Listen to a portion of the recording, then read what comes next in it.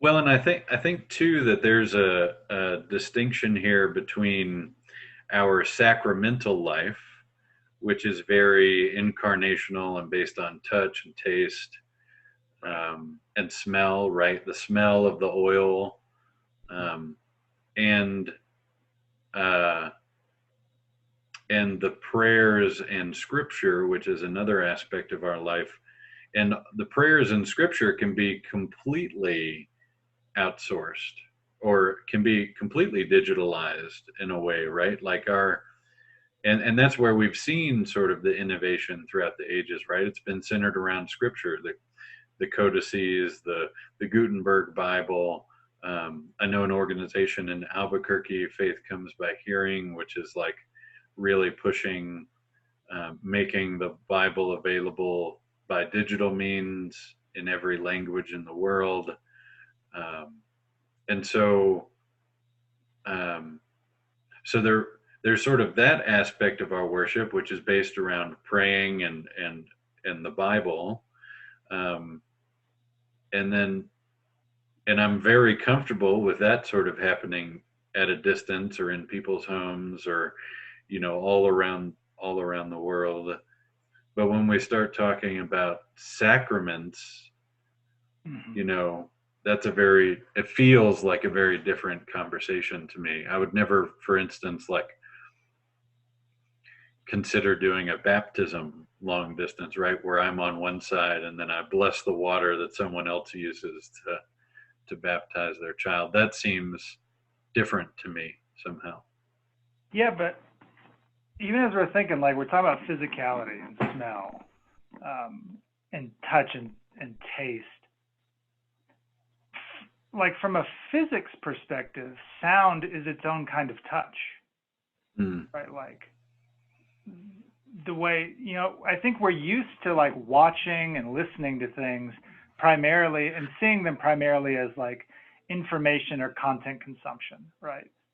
But even the way we understand that a speech act or a sound vibrates with a certain resonance upon our body and has physical engagement. Now I'm not mm, saying get up and preach a sermon about the physics of sound waves. sure. Well, actually, may fly in this community since tons of physicists up here. But at least like thinking about there is literal physicality to digital worship by the very nature of how our ears work, right? And how they vibrate in response to what is coming from the speaker, which is then coming from the mouth of the person on the other side. Well, and I do think there's something else about this too, which is a huge complaint, not complaint, but a huge criticism that I've had as a teacher in the church for a long time is that we haven't really done a good job of teaching people how to worship with their families at home, Yeah, yeah. right? And so, in that way, there is an opportunity here, um, to sort of, because that's how, because that's how the Christian community really began, right? It was a group of people worshiping together in someone's home, um, or sort of in their basement at night Right. in secret. But um, and we've sort of lost that, and we've become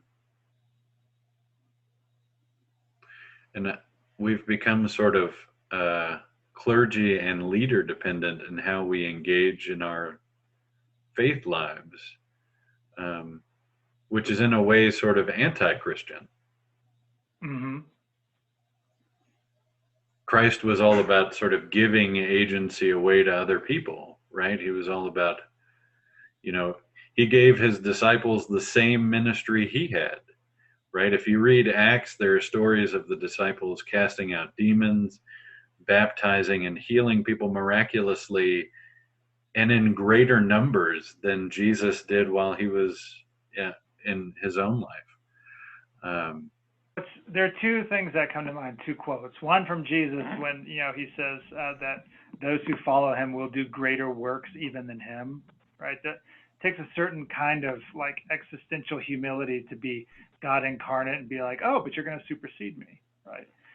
But then this quote from Yoda to Luke Skywalker in The Last Jedi, which is, um,